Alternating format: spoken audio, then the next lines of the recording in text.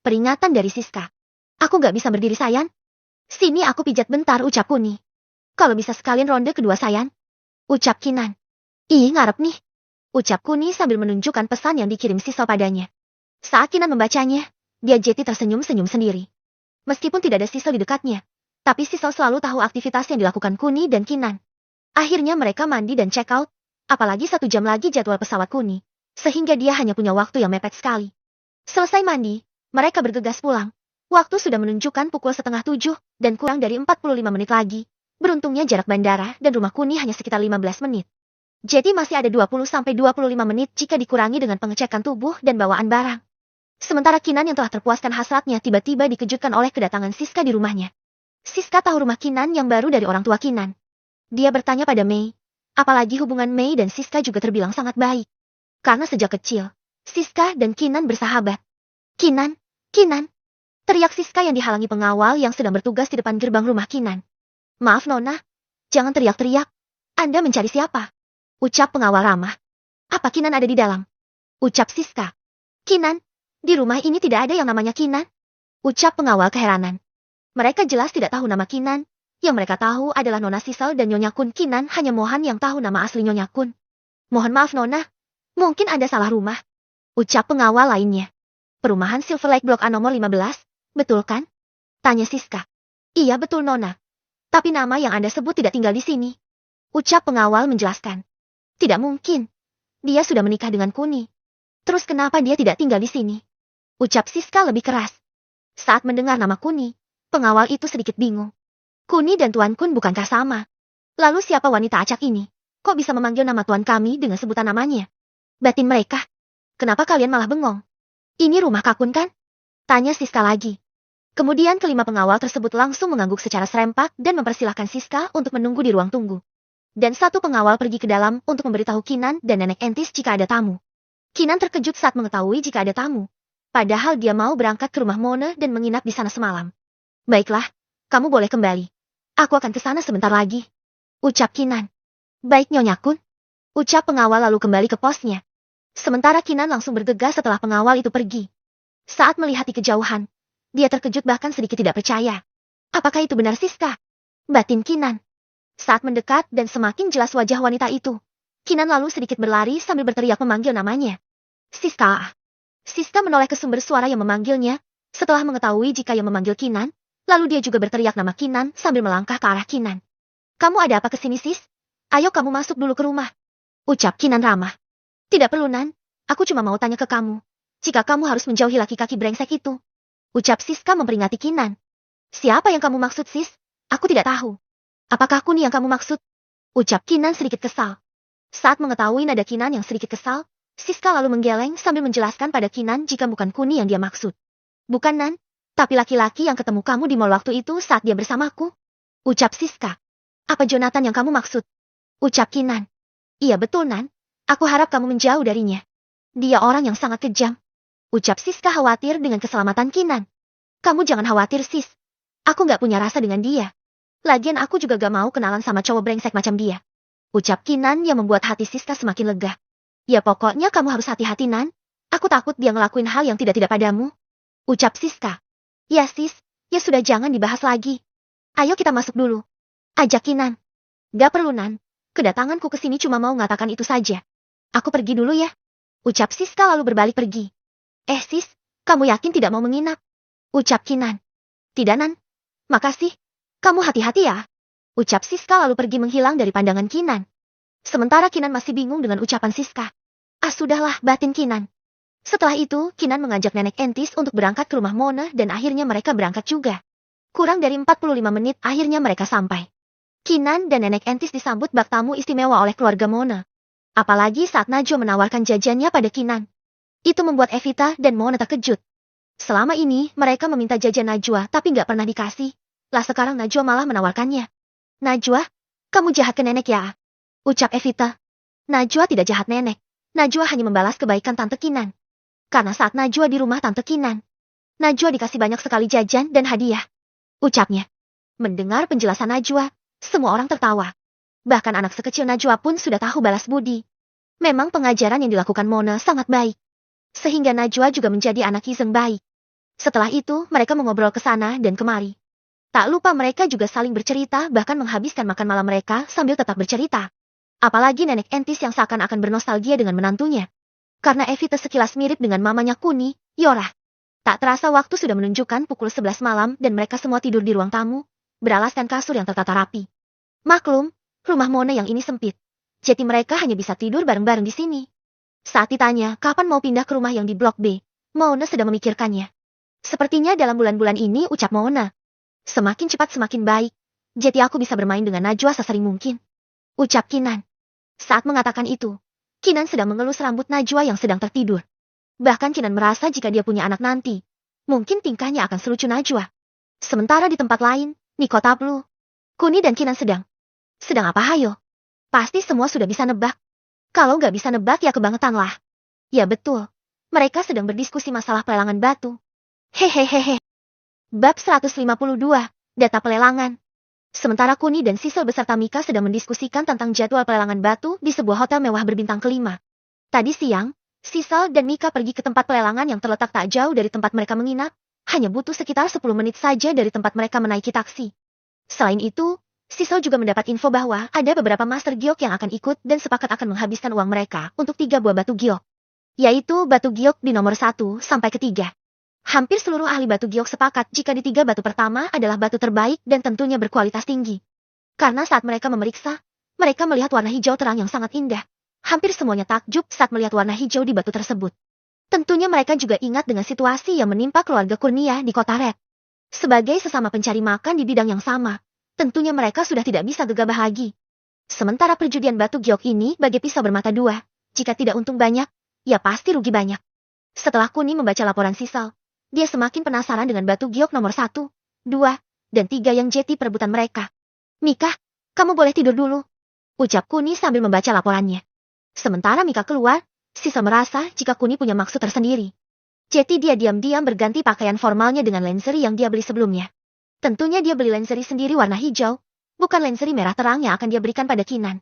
Setelah itu dia mendekati Kuni dan memeluk Kuni dari belakang. Aku sudah siap, Kun, ucapnya.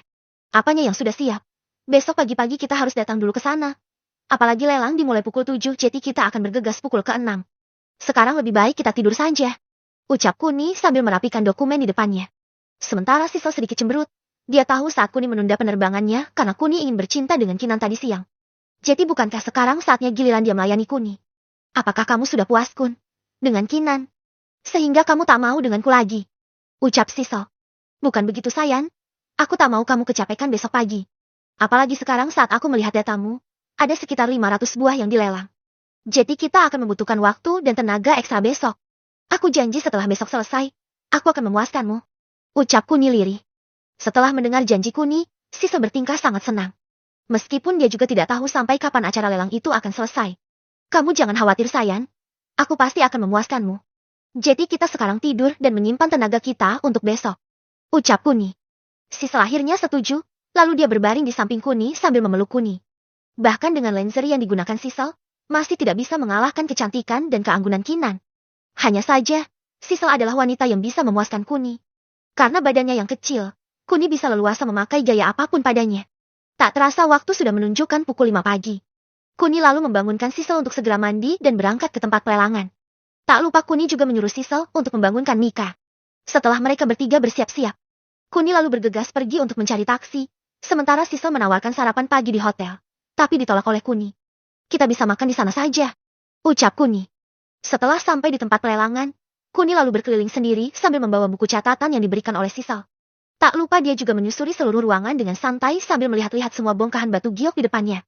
Hanya saja saat dia ingin mencari batu giok nomor 1 sampai 3, dia tak bisa melihatnya dimanapun. Akhirnya Kuni mencoba bertanya pada petugas yang jaga dan dia mengetahui jika batu giok nomor 1 sampai 3 ada di balik tirai warna merah. Betapa terkejutnya Kuni saat melihat tirai merah panjang di depannya. Akhirnya dia masuk dan menemukan batu giok bongkahan besar dengan ukuran 3 kali 2 meter dan bobot mencapai 30 ton. Itu yang tertulis di deskripsi depan batu tersebut. Dan ketiganya hampir sama. Hanya bobotnya saja yang berbeda di mana batu giok nomor 1 berbobot 30 ton, batu giok nomor 2 berbobot 25 ton dan yang nomor 3 berbobot 20 ton. Bahkan lebih besar dari 2 gajah batin Kuni. Setelah itu Kuni melihat dengan mata dewanya dan menemukan jika apa yang dikatakan oleh semua orang itu tak sepenuhnya salah. Meskipun bukan batu giok kualitas tinggi, tapi Kuni tercengang dengan nilainya. Batu giok nomor 1 kualitas rendah di depannya ini bernilai lebih dari 2 triliun. Sedangkan yang nomor 2 dan 3 hanya bernilai sekitar 500 miliar dan 700 miliar.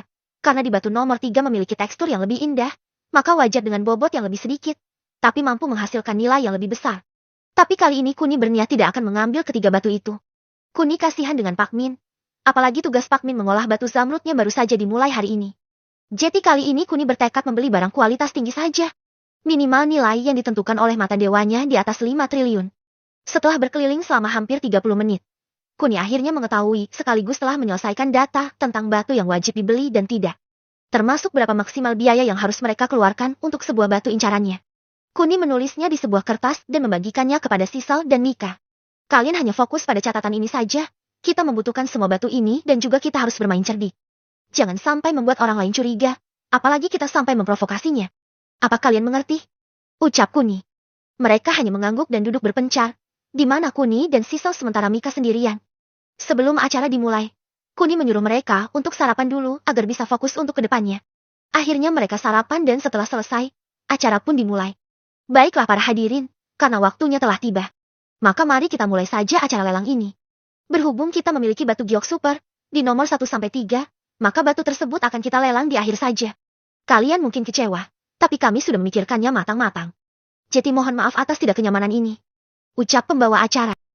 Bab 153. Dewi lagi. Mohon maaf atas ketidakkenyamanan ini, ucap pembawa acara yang membuat hampir seluruh orang yang ada di ruangan itu terkejut. Sedangkan Kuni, Sisal dan Mika nampak biasa-biasa saja. Karena tidak ada data batu nomor 1-3 di data mereka. Kuni telah menulis data. Ada sekitar 47 batu giok yang harus mereka beli. Di mana nilai terendah batu giok tersebut senilai 11 triliun dan yang paling mahal bernilai 110 triliun. Bahkan jika ditotal, maka keuntungan kotornya sebelum dijadikan perhiasan adalah sekitar 700 triliun dengan modal uang 5 triliunan, jika lancar tanpa hambatan. Kali ini, acara lelangnya sengaja menggunakan nomor undian, bukan urut seperti biasanya. Kali ini untuk mempersingkat waktu, Kuni memanipulasi nomor undian melalui pikirannya. Sehingga menyuruh Mika untuk bergabung dengannya. Setelah itu acara dimulai, dan batu pertama yang dilelang adalah batu nomor 301 di mana ini termasuk batu yang ada di data Kuni dengan harga jual senilai 40 triliun. Baiklah para hadirin, batu nomor 301 dimulai dari harga 6 miliar dengan kelipatan 1 miliar. Ucap pembawa acara. 7 miliar, 8 miliar, 10 miliar, 15 miliar. Teriak para peserta bersahutan. Dan dengan cepat pula batu tersebut sudah menembus angka 50 miliar dan mungkin tidak akan ada yang mau menawar lagi. Makanya saat pembawa SC sedang berbicara 50 miliar 1 kali 50 miliar 2 kali Mika langsung mengangkat papannya dan berteriak 55 miliar. Yang pada akhirnya, batu tersebut jatuh di kelompok Kuni dengan uang 55 miliar saja. Karena kebanyakan orang menginginkan batu giok nomor 1, nomor 2, dan nomor ketiga. Maka di setiap pelelangan batu lainnya hampir tidak mendapat penawaran berarti. Bahkan pelelangan kali ini bisa dibilang lancar karena sesuai dengan rencana Kuni. Mereka akan membeli sebuah batu dengan santai, tanpa tergesa-gesa dan tanpa memprovokasi pihak manapun. Sudah lebih dari 20 batu yang ada di data Kuni telah dibeli. Waktu juga sudah menunjukkan pukul 12 siang. Tanda istirahat siang selama 1 jam. Sedang asyik-asyiknya mereka bertiga makan siang, tiba-tiba Kuni dikejutkan dengan suara dari seorang wanita yang dikenalnya. Tuan Kun, ucap Dewi. Kuni lalu menoleh dan melihat Dewi. Dia juga tidak mengira jika Dewi akan kesini juga. Sementara Sisal saat melihat Dewi, dia berpikir jika sisa pelelangannya akan tidak mudah. Sedangkan Mika dan semua orang yang ada di ruangan itu terpaku. Bahkan semua orang takjub akan kecantikan dan keanggunan Dewi. Mereka seperti melihat peri di siang bolong.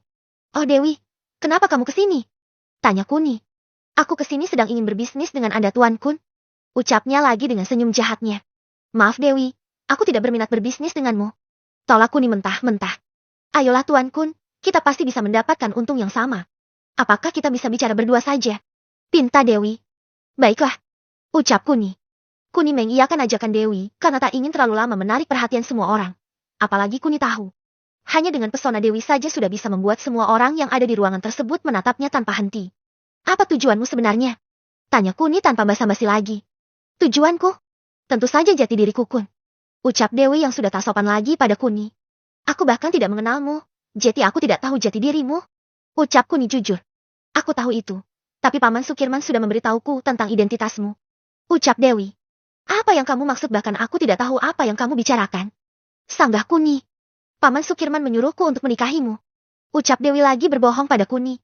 Mendengar permintaan Dewi, Kuni merasa jika otak Dewi memang sudah tidak waras. Dewi, apa kamu gila? Aku rasa kamu harus ke psikiater untuk memeriksa kelainan otakmu. Ucap Kuni lalu beranjak pergi meninggalkan Dewi. Kun, aku mohon, lindungi aku. Ucap Dewi sambil meneteskan air matanya. Mendengar isak tangis Dewi, Kuni masih tak mengerti. Apakah Dewi diancam oleh seseorang? Atau itu hanya triknya yang lain untuk mengelabuinya? Apa maksudmu? Bisakah kamu berbicara secara jelas? Tanya Kuni tanpa menoleh ke Dewi. Paman bilang padaku jika aku mendapat perlindungan darimu, maka dia akan menceritakan tentang jati diriku.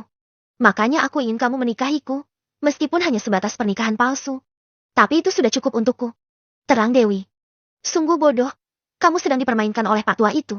Ucap Kuni yang ingin membuat Dewi semakin penasaran dan bingung. Apa maksudmu? Jika kamu tahu tentangku, maka bisakah kamu menceritakannya padaku? Pinta Dewi lagi. Mendengar permintaan Dewi yang kesekian kalinya, Kuni akhirnya berbalik dan menatap Dewi. Aku hanya tahu ayahmu bukan Hendrik Sanjaya. Selebihnya, hanya Pak Tua itu yang tahu tentangmu. Bisakah kamu tidak menggangguku lagi? Ucap Kuni sambil kembali berbalik badan meninggalkan Dewi.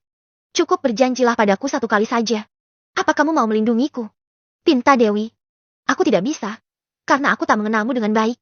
Ucap Kuni dan kali ini dia benar-benar menghilang dari hadapan Dewi. Sedangkan Dewi kembali meratapi dirinya.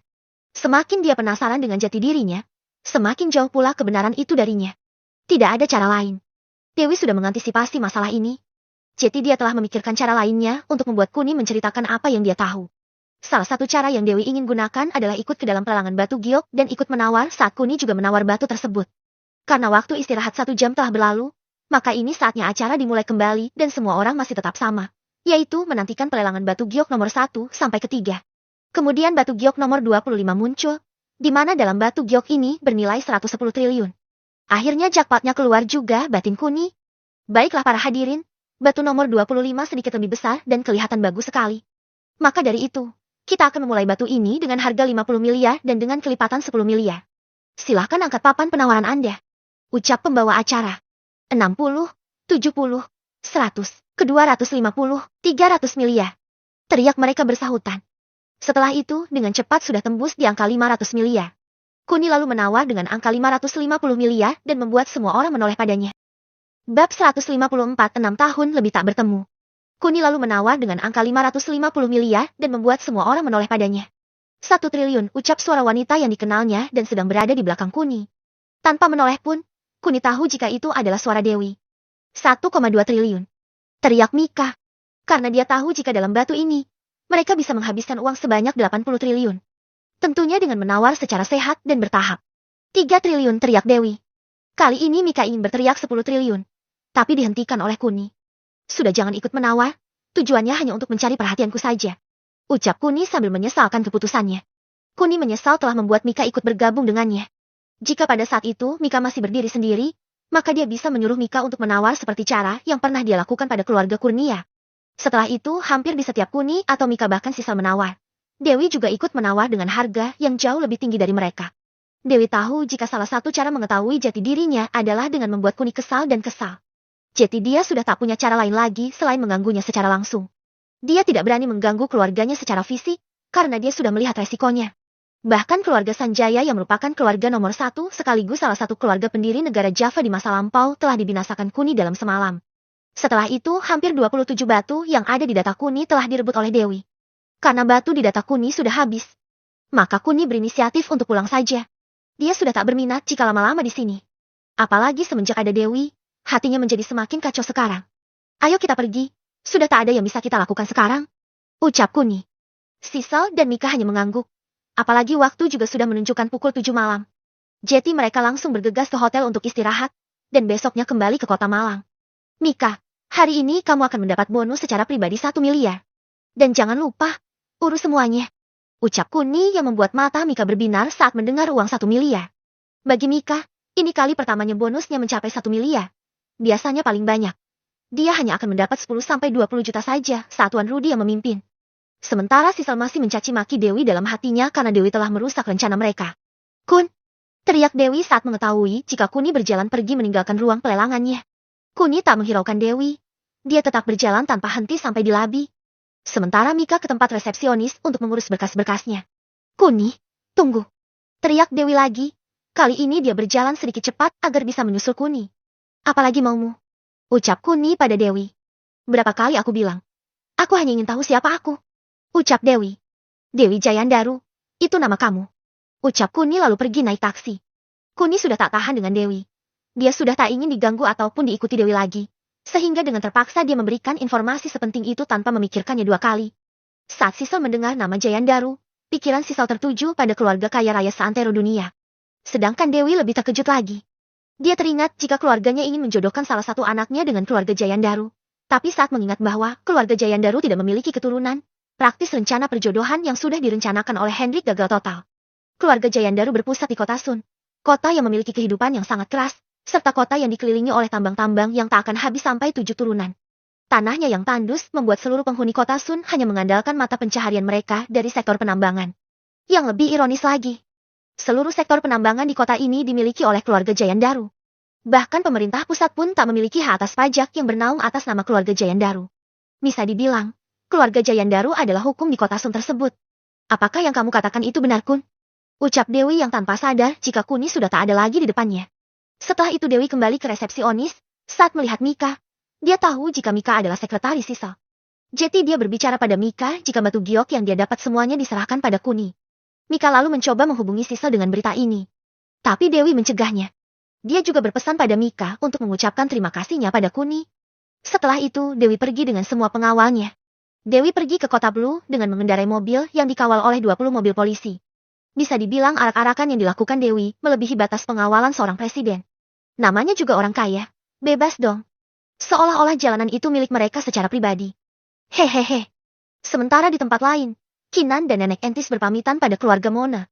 Nenek Entis berjanji jika keluarga Mona sudah pindah ke perumahan Silver Lake, Nenek Entis akan tiap hari berkunjung ke rumah Mona. Kinan juga berjanji akan bermain bersama Najwa. Tak lupa mereka saling berpelukan. Seakan akan ingin melepas rindu karena sudah lama tak bertemu. Aduh ibu ini. Padahal udah seharian di sini, masih kangen saja. Ucap Evita pada Nenek Entis. Mau gimana lagi, sudah hampir 6 tahun kita tidak ketemu. Ucap Nenek Entis. Kalau begitu, kami pulang ya? Ucap Nenek Entis. Baik. Hati-hati di jalan ya, ucap Evita. Kemudian Nenek Entis dan Kinan pulang. Saat di tengah perjalanan, Kinan lupa jika waktunya mengisi BBM. Jadi Kinan mampir di pom bensin terdekat untuk mengisi. Saat sedang antri, Kinan seperti melihat pria yang tak asing di mesin sebelah. Setelah beberapa saat mengamati, Kinan semakin yakin jika pria itu adalah Joe. Sedang Joe sendiri masih belum melihat Kinan. Apalagi dia berada di depan Kinan, sehingga dia tak mungkin melihat Kinan. Setelah mengisi bensin, Joe mampir di minimarket yang masih satu area dengan pom bensin itu untuk membeli beberapa minuman dan camilan. Jika ditelaah lagi, rupanya Joe baru saja bersenang-senang di villa keluarganya yang terletak di lereng gunung dekat dengan rumah Mona. Bisa dikatakan jarak rumah Mona ke villa keluarga Joe masih berjarak sekitar 3 km. Apalagi jalan yang dilalui Joe juga berbeda, sehingga kemungkinan dia bertemu Kinan di lingkungan Mona sangat nihil sekali. Bab 155, Kinan kecelakaan. Setelah Joe keluar, kebetulan Kinan sedang mengisi bensin dan jendela Kinan dibuka. Sekilas Joe melihat tak percaya. Kinan, batin Joe. Mimpi apa aku semalam? Kenapa aku bisa ketemu Kinan? Apakah dia beneran Kinan? Batin Joe lagi. Kemudian Joe berjalan mendekati Kinan. Sementara Kinan yang melihat Joe mendekat, pura-pura tidak tahu. Apalagi dia sekarang dengan Nenek Entis. Kinan, kamu Kinan ya? Ucap Joe. Kinan menoleh ke arah Joe lalu tersenyum kecil tanpa menjawab pertanyaan Joe. Kamu beneran Kinan? Apa kita bisa berbicara sebentar? Ucap Joe lagi. Maaf Tuan Joe, kami buru-buru. Iya kan Nenek? Ucap Kinan. Hanya sebentar saja. Apa tidak bisa? 5 menit? Tidak 2 menit. 2 menit saja. Ucap Joe sedikit memaksa. Baiklah, saya parkir di sana dulu. Ucap Kinan sambil menunjuk tempat parkir di depan minimarket. Siapa itu Nan? Tanya Nenek Entis. Itu temannya Siska Nenek. Wanita yang datang ke rumah kita kemarin. Ucap Kinan. Oh, ucap Nenek Entis. Setelah itu, Kinan memarkirkan mobilnya dan keluar menuju Joe yang sedang duduk di teras minimarket. Sesampainya di hadapan Joe. Ada apa Tuan Joe? Ucap Kinan ramah. Aku hanya ingin berbicara denganmu saja. Sejujurnya aku sangat menyukaimu. Ucap Joe yang kali ini mengeluarkan jurus gombalannya. Maaf Tuan Joe, aku sudah bersuami dan juga sedang mengandung. Ucap Kinan sedikit meninggi. Kinan tak tahu jika Joe adalah orang yang sangat tak tahu malu. Mendengar ucapan Kinan, Joe sedikit marah. Baru kali ini ada yang menolaknya seperti ini. Jika diingat-ingat, mungkin hanya Kinan seorang yang bisa membuatnya seperti ini. Gila. Katakan padaku berapa uang yang kamu inginkan? Ucap Joe dengan senyuman jahatnya. Jaga bicaramu Tuan Joe. Anda tidak akan mampu membayarku. Apa Anda tahu siapa suamiku? Teriak Kinan yang marah dengan Joe. Lancang sekali kamu. Dasar wanita jalang. Aku tak peduli siapa suamimu. Di kota ini aku yang berkuasa. Ucap Joe lebih lantang lagi. Tanpa menjawab, Kinan lalu pergi menuju mobilnya. Sedangkan Joe semakin marah. Dia lalu mencoba menggapai Kinan tapi sudah terlambat. Kinan sudah masuk ke mobil dan mengunci mobilnya lalu bergegas pergi. Sementara Joe kembali ke mobilnya lalu menyusul Kinan. Dengan wajah marahnya dia berteriak-teriak sepanjang jalan. Dasar wanita jalang. Berhenti-berhenti. Teriaknya. Kinan tentu saja tak ingin menuruti permintaan gila Joe. Bahkan dia lebih cepat melajukan mobilnya. Sampai-sampai Nenek Entis memperingatkannya. Pelan-pelan saja Nan, jangan terburu-buru. Sebentar lagi jalan perbukitan yang curam. Ucap Nek Entis. Kinan hanya mengangguk dan tetap melajukan mobilnya dengan kecepatan 60 km per jam. Sedangkan Joe semakin dekat. Bahkan jaraknya hanya sekitar 5 meter. Tapi tetap saja Joe berteriak-teriak agar Kinan berhenti. Mendengar teriakan Joe yang semakin dekat, Kinan menambah kecepatannya. Tanpa dia sadari jika ia sudah berada di belokan pertama jalan curam dan di sekitarnya sudah terdapat tebing sedalam 30 meter. Pelan-pelanan ucap Nek Entis. Sedang Kinan hanya mengangguk dan langsung menurunkan kecepatannya. Tapi naas. Saat di tikungan, Kinan dengan kecepatan sedangnya ditabrak oleh Joe dari belakang. Sehingga membuatnya menabrak pembatas jalan di sisi tebing dan jatuh ke bawah tebing. Ah, teriak Kinan dan Nenek Entis secara bersamaan. Bro! Brak! Brukik! Suara mobil Kinan yang berguling-guling sekaligus membentur tepi tebing sepanjang turunan. Sedangkan Joe tidak mengalami luka serius, dan pergi dari tempat kejadian saat tidak ada orang yang melihatnya. Bahkan nampak dari laut wajah Joe yang liang. Seolah-olah tidak bersalah, mampus kau ucapnya lirih. Sementara Kinan dan Nenek Entis langsung pingsan di tempat. Apalagi Nenek Entis mengalami luka yang cukup parah. Karena kantung udaranya tidak membuka secara otomatis. Sementara Kinan sedikit lebih beruntung. Hanya saja kaki dan tangannya terjepit. Sehingga dia hanya bisa menyalakan klakson saja setelah dia tersadar dari pingsannya. Nek! Nenek! Panggil Kinan sebelum akhirnya pingsan lagi. Sementara di atas jalanan, seorang pejalan kaki sedang merokok sambil melihat ke bawah. Tiba-tiba matanya dikejutkan oleh lampu mobil yang sedang menyala sekaligus terbalik.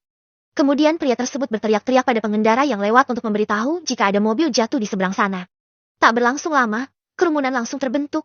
Ada yang mencoba turun, ada pula yang langsung menghubungi ambulan dan polisi. Tak berselang lama, Gempi yang sedang dalam perjalanan pulangnya terkejut saat melihat kerumunan orang yang ada di depannya. Kemudian dia berhenti untuk bertanya kepada orang yang ada di sana. Ada apa, Pak? Tanya Gempi pada salah satu bapak-bapak yang ada di depannya. Ada mobil jatuh, Neng. Ucap bapak tersebut. Karena mendengar mobil jatuh, semakin penasaranlah Gempi, lalu dia menengok dan memang benar melihat mobil jatuh. Tapi sayangnya posisi mobil yang terbalik membuat Gempi tidak tahu jika itu mobil Kinan. Setelah hampir 5 menit, petugas polisi beserta ambulan datang. Dan segera mengevakuasi Kinan dan Nenek Entis. Setelah Kinan diangkat keluar, tiba-tiba Gempi terkejut. Apalagi Gempi bertemu Kinan tidak hanya sekali 2 kali. Bahkan Gempi juga iri dengan badi Kinan, sehingga dia tahu betul jika itu Kinan. Saat itu juga dia ingin menelpon Kuni. Tapi mengingat jika Kuni terlihat sibuk, akhirnya dia mengurungkan niatnya dan menelpon Mona. Apalagi jarak rumah Mona dari kecelakaan terbilang dekat. Tat, tat, tat. Halo, sahut Mona. Mon, Kinan kecelakaan, di tikungan curam pertama. Ucap Gempi sedikit gugup. Mona terkejut lalu mematung sesaat sebelum dia disadarkan oleh ibunya Evita. Kenapa, Mon? Tanya Evita. Kinan kecelakaan, Bu. Jawab Mona lalu bergegas menuju tempat kejadian dengan membawa sepeda motornya. Tak lupa dia juga menelpon Kuni dan Sisal, tapi handphone mereka tidak aktif. Sesampainya di sana, Mona melihat Gempi sedang berada di dekat mobil ambulan lalu dia menghampirinya. Gimana keadaan Kinanti? Ucap Mona. Mendengar suara Mona, Gempi lalu menangis dengan keras. Dia tak sanggup mendengar berita yang dikatakan oleh petugas jika Nenek Entis telah meninggal, dan Kinan sudah dibawa oleh ambulan ke rumah sakit terdekat dengan kondisi yang kritis. Mona langsung lemas saat mendengar berita itu dari Gempi. Dia sudah tak bisa berkata apa-apa lagi saat mengetahui jika Kinan dan Nek Entis mengalami kecelakaan yang tak terduga. Bab 156. Kabar buruk tentang Kinan. Sementara Kuni dan Sisal sudah sampai di hotel dengan sedikit cemberut. Apalagi Kuni yang kesal saat melihat Dewi. Setelah sampai di hotel, Kuni baru sadar jika handphonenya mati. Mungkin kehabisan baterai. Batin Kuni. Sementara Sisal merasa ada yang aneh. Padahal handphonenya tidak mati, tapi ada satu notifikasi panggilan dari Mona tapi tidak berdering. Mungkin Mona salah pencet. Batin Sisal. Setelah itu dia merangkul Kuni untuk menghiburnya sekaligus menelpon Mona. Mungkin saja Mona butuh sesuatu, gumam Sisal. Tat. Sisal-sisal helu, ucap Mona sedikit gelisah. Setelah itu dia menangis tanpa berucap lagi. Sementara Sisal terkejut saat mendengar reaksi Mona. Dia lalu berteriak pada Mona untuk mengetahui apa yang sedang terjadi. Mona, ada apa? Kenapa kamu menangis? Tanya Sisal. Sementara Kuni yang mendengar Mona menangis merasa kasihan. Hanya saja penyebabnya masih tidak terdengar. Setelah beberapa saat terdengar suara bip yang menandakan ruangan terbuka. Dokter keluar dengan wajah kecewa sambil berkata pada Mona. Mohon maaf, kami sudah semaksimal mungkin berusaha untuk menyelamatkan saudari Kinan. Tapi Tuhan berkehendak lain. Ucap dokter dengan suara lirihnya. Saat dokter berbicara ke Mona, Kuni bisa mendengar dengan jelas, sehingga tubuhnya kaku beberapa saat lalu berteriak sekencang-kencangnya. Kinaan. Kun ada apa Kun? Tanya Sisal yang terkejut.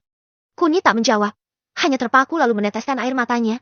Derai air yang mengalir membasahi pipinya sudah menunjukkan betapa dia sangat mencintai Kinan. Kun jawab, ada apa ini? Kenapa kamu juga ikut menangis Kun? Teriak Sisal yang tak mengerti apa-apa. Kali ini Sisal berteriak sambil menggoyang-goyangkan badan Kuni. Dia masih tidak mengerti dan tidak mendapat jawaban dari Kuni ataupun Mona. Kuun! Teriak Sisal lebih keras lagi sampai staf hotel terkejut dan berlari ke arah sumber teriakan berasal. Setelah beberapa saat, Kuni akhirnya angkat bicara. Sambil berderai air mata, sambil mengingat kenangannya bersama Kinan, Kuni masih tidak percaya jika Kinan telah tiada. Kinan, Kinan! Ucap Kuni sambil mengusap air matanya. Ada apa dengan Kinan Kun? Tanya Sisal semakin penasaran. Kinan meninggal Cil. Huah. Setelah mengatakannya, tumpahlah suara tangis yang memekakan telinga keduanya. Sisal yang awalnya penasaran, kini langsung terduduk di lantai saat mendengar Kinan meninggal. Sisal masih tak percaya, mungkin Kuni hanya berbohong padanya. Apalagi telepon Mona masih tersambung. Meskipun dari tadi Mona hanya menangis tanpa berkata apa-apa. Mona diam. Katakan padaku ada apa dengan Kinan. Mona. Teriak Sisal yang butuh kepastian segera. Katakan padaku Mona jika Kinan baik-baik saja. Mona. Teriak Sisal lagi karena masih belum mendapat jawaban dari Mona. Karena tidak mendapat jawaban dari Mona, Sisal lalu mematikan teleponnya dan setelah itu Sisal mencoba menghubungi nomor Kinan. Maaf, nomor yang Anda tuju sedang tidak aktif. Ucap operator. Setelah itu dia mencoba menghubungi nomor Nenek Entis dan kali ini yang menjawab adalah Evita. Tat. Halo Nenek, katakan. Belum sempat dia menyelesaikan ucapannya. Lagi-lagi dia mendengar suara tangis seseorang yang mengangkat telepon. Meskipun tangisnya tidak se-ekstrim Mona. Karena dari tadi Evita telah menangis sampai suaranya serak. Ibu telah meninggal. Ucap Evita terbata-bata. Sedang Kuni semakin sedih saja saat mengetahui Nenek Entis juga ikut meninggal. Kali ini Sisal lebih lemas lagi. Tadi dia mendengar jika Kinan meninggal. Sekarang dia juga mendengar jika Nenek Entis meninggal. Jika semua orang sudah berkata seperti itu, maka tidak ada yang perlu diragukan lagi jika keduanya telah meninggal. Sisal, cepat telepon Mika untuk mengurus penerbangan kita secepatnya. Ucap Kuni setelah dia mengendalikan kesedihannya. Sisal hanya diam terpaku. Tenaganya sudah habis setelah mendengar kabar kematian Kinan dan Nenek Entis. Melihat Sisal terduduk lemas, Kuni lalu menghampiri dan memeluknya. Tak lupa dia juga mengambil handphone Sisal untuk menelpon Mika. Setelah telepon tersambung Kuni langsung berkata tanpa jeda. Cepat urus kepulangan kita secepatnya. Baik Tuan Kun, aku juga mau kasih tahu jika Dewi. Lupakan Dewi, kamu urus saja kepulangan kita secepatnya. Teriak Kuni yang membuat Mika terkejut. Setelah itu Kuni mematikan teleponnya dan mendekap Sisal lebih erat lagi. Sedangkan Mika merasa ada yang tidak beres. Lalu dia segera masuk ke kamar Sisal. Kebetulan saat dia ditelepon, dia sedang berada di lobi hotel. Setelah di depan kamar, dia mengetuk pintu 2 kali lalu membuka pintu. Saat melihat Kuni sedang memeluk erat Sisal, dia merasa canggung.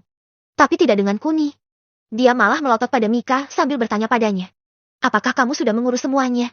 Jam berapa kita bisa pulang? Ucap Kuni. Tentu saja Mika terkejut.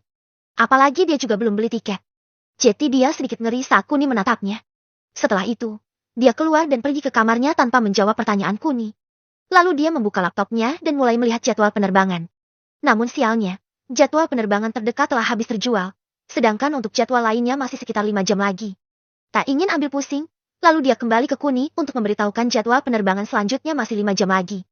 Mendengar penjelasan Mika, Kuni semakin masam. Dia ingin secepatnya bertemu Kinan dan neneknya. Tapi jadwal pesawatnya tidak bersahabat. Aku tidak peduli. Cepat carikan pesawat yang bisa terbang secepatnya. Ucap Kuni. Mika lagi-lagi tak menjawab dan langsung pergi lagi ke depan laptopnya. Dia masih tak mengerti kenapa Kuni marah-marah padanya. Sementara Sisal hanya duduk terdiam di pelukan Kuni. Setelah mencari beberapa saat, dia melihat iklan pesawat pribadi yang disewakan dan bisa beroperasi kapan saja.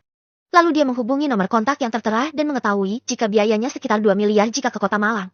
Harga yang sangat fantastis, padahal tiket kelas bisnis saja hanya sekitar 10 juta kurang per orang. Kemudian dia kembali pada Kuni untuk memberitahukan tentang biayanya. Aku gak peduli biayanya, cepat kamu urus. Ucap Kuni. Setelah itu Mika menelpon lagi lalu berkata pada Kuni jika kita akan berangkat 30 menit lagi. Kuni hanya mengangguk lalu berkemas. Sementara Sisel yang sudah baikan kembali berdiri dan duduk di tepi kasur tanpa bersuara. Sisel sedih sekali sehingga kejiwaannya sedikit terganggu. Bab 157, Pemakaman Kinan. Di rumah sakit, Mona dan ibunya Evita menangis dengan kerasnya. Mereka merasakan kesedihan yang mendalam. Apalagi mengenai nenek Entis yang baru saja tadi siang mereka saling bercengkrama, saling bercanda bahkan makan bersama. Tak berapa lama, Rudy dan Angela datang disusul oleh keluarga Kinan yang semuanya meneteskan air mata. Meskipun kabar yang mereka dengar adalah tentang nenek Entis yang telah tiada di tempat dan Kinan sedang kritis. Tapi saat mereka bertemu lagi dengan Mona dan mendengar kabar jika Kinan telah tiada, Mei dan Emma langsung pingsan di tempat. Sementara Budi dengan air mata yang mengalir deras masih berupaya untuk menopang istri dan adik iparnya itu. Tak terkecuali Rudy dan Angela yang merasakan kesedihan yang hampir sama dengan mereka. Mohon maaf bapak-bapak, ibu-ibu. Apakah bisa kita urus langsung tubuhnya? Ucap perawat yang menjaga tubuh Kinan. Silakan sus, kami akan menunggu di sini. Ucap Rudy yang memiliki posisi terdekat dari suster. Hanya dalam kurun waktu 40 menit. Tubuh keduanya sudah siap diantar ke rumah dan kan. Setelah itu, Kuni sampai di rumah 10 menit kemudian. Waktu sudah menunjukkan pukul 9:30.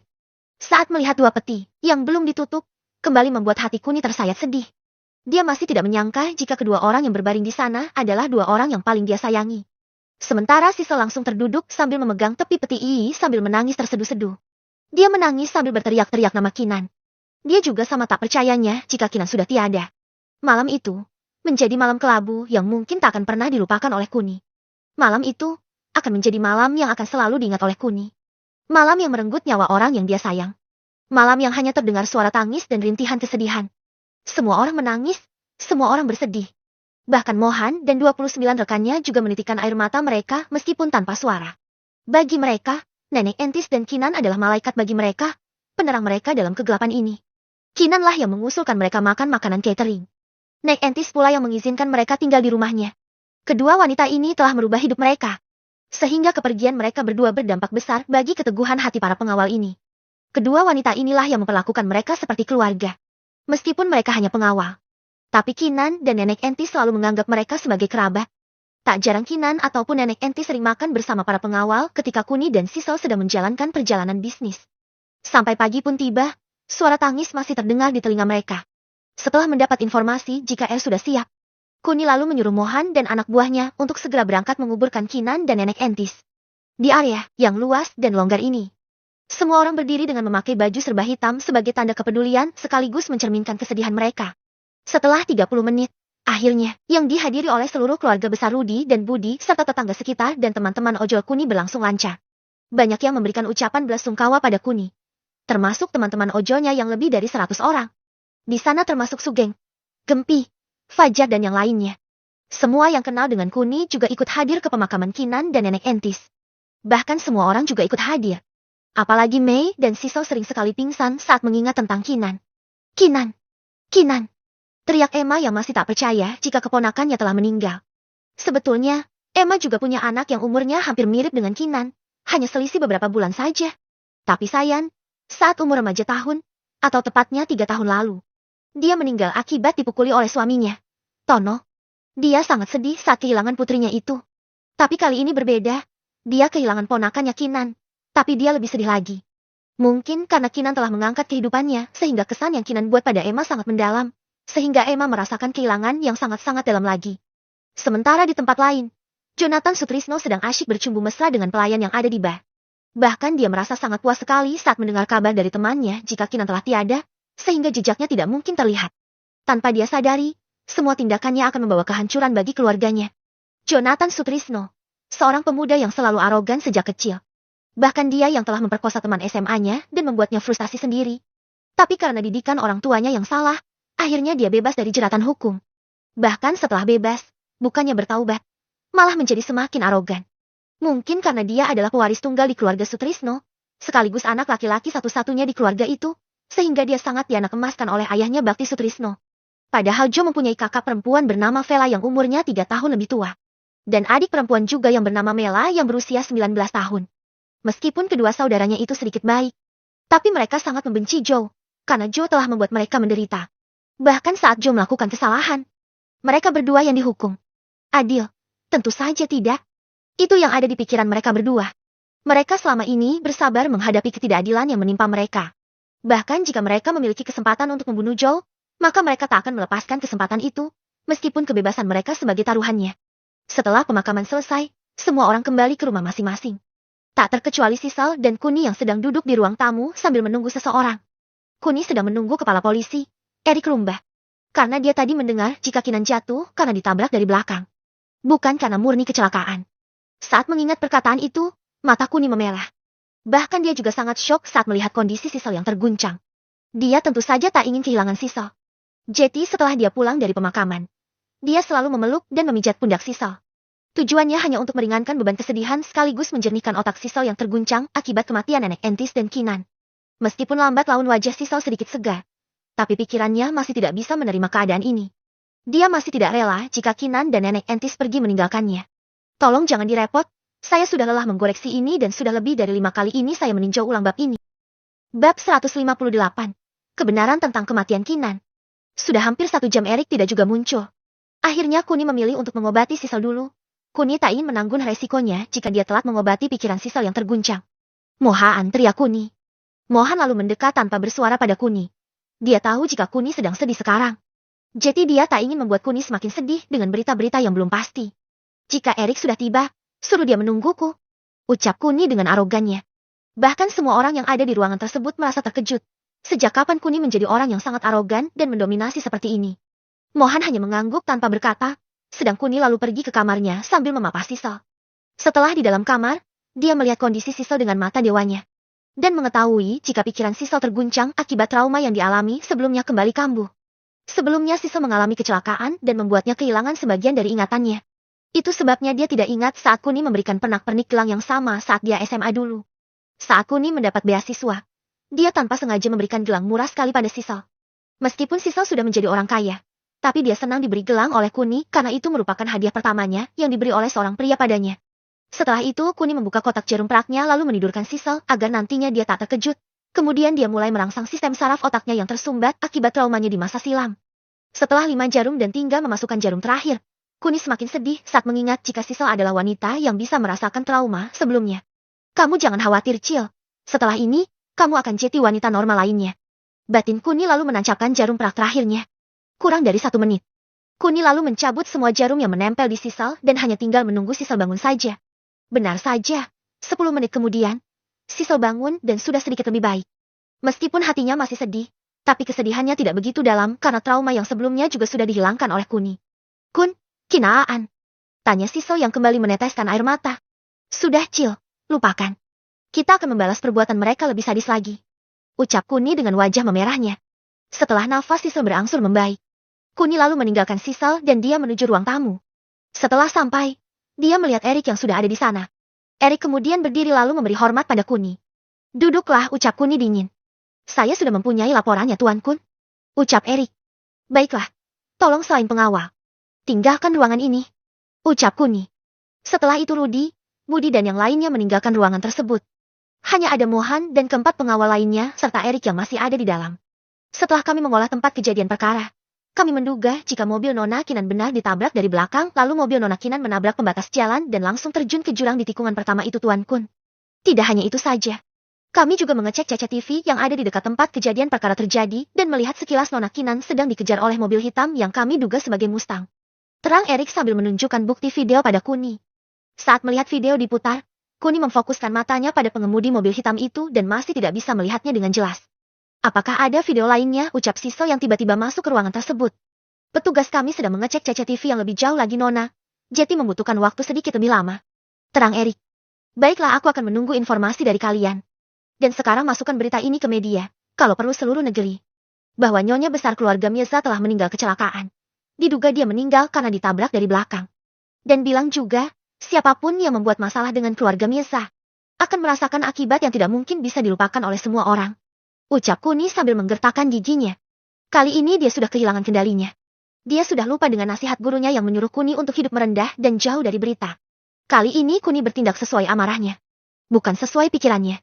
Tak berlangsung lama, hanya sekitar 30 menit saja. Berita yang diunggah oleh Erik telah menyita perhatian.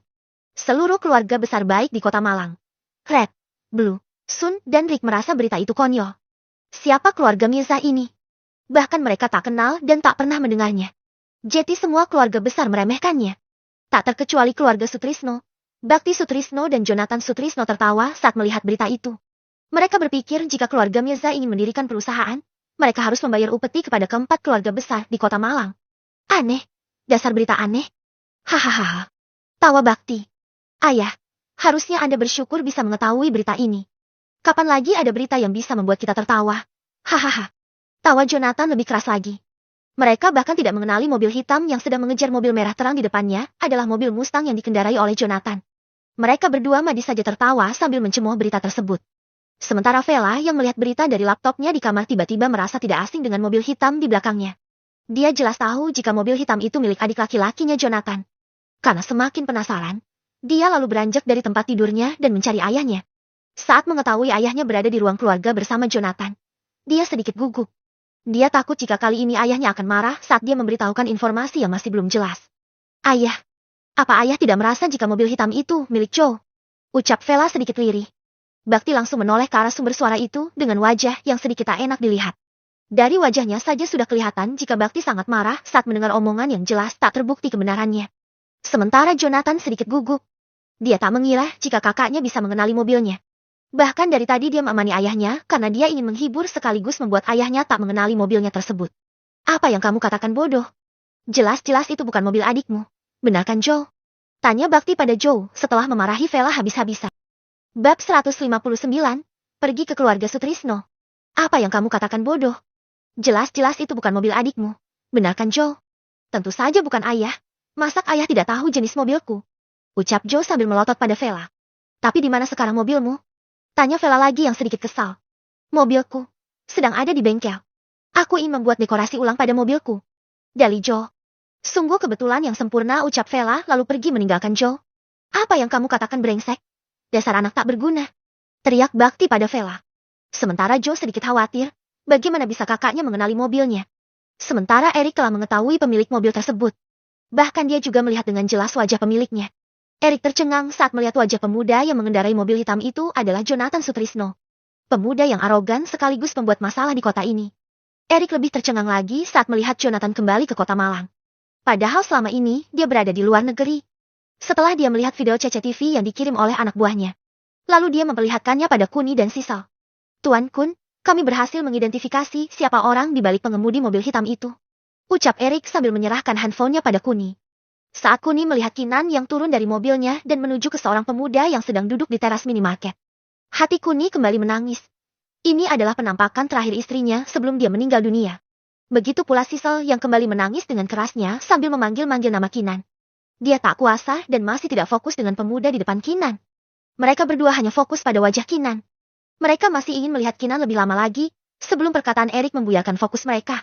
Pemuda yang bersama Nona Kinan adalah Jonathan Sutrisno, putra dari keluarga Sutrisno sekaligus orang terkaya kedua setelah Anda Tuan Kun.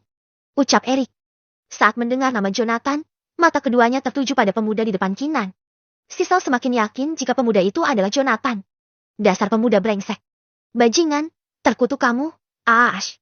Teriak Sisal yang sudah tak bisa lagi membendung amarahnya. Sebelum Kuni berbicara, Erik juga memberikan video wawancaranya bersama beberapa petugas yang tak sengaja mendengar percakapan mereka. Erik lalu memberikan video wawancara bawahannya kepada Kuni. Benar Pak, Nona itu sudah menolaknya. Tapi pemuda itu sedikit memaksa. Bahkan kami ingin saja melerai, tapi kami takut. Karena kami sedikit kenal dengan wajah pemuda itu adalah seorang anak konglomerat di kota ini. Ucap petugas pom bensin. Dia juga menawarkan sejumlah uang pada wanita itu Pak. Tapi wanita itu juga menolak mentah-mentah. Dia juga berkata jika dirinya sudah bersuami. Tapi anak konglomerat itu tak peduli. Dengan arogannya pemuda itu bilang jika di kota ini dia yang berkuasa. Ucap salah satu orang yang saat itu duduk di dekat Jonathan dan Kinan yang sedang berdebat. Itulah kejadian sebenarnya Tuan Kun. Nona Kinan sudah menolaknya, tapi Jonathan tetap memaksa. Alhasil Nona Kinan pergi, tapi Jonathan masih mengejarnya. Ucap Erik yang membuat Kuni semakin murka. Mohaan. Teriak Kuni dengan amarahnya. Mohan lalu mendekat sambil memberi hormat pada Kuni. Siapkan semua pengawal, Kita berangkat sekarang. Ucap Kuni dingin. Sedingin es di kutub selatan. Mohan hanya mengangguk lalu keluar ruangan.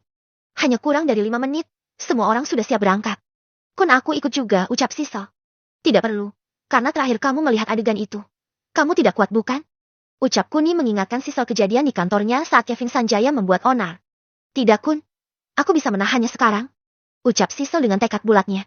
Kuni hanya mengangguk kalau mereka semua pergi ke kediaman keluarga Sutrisno.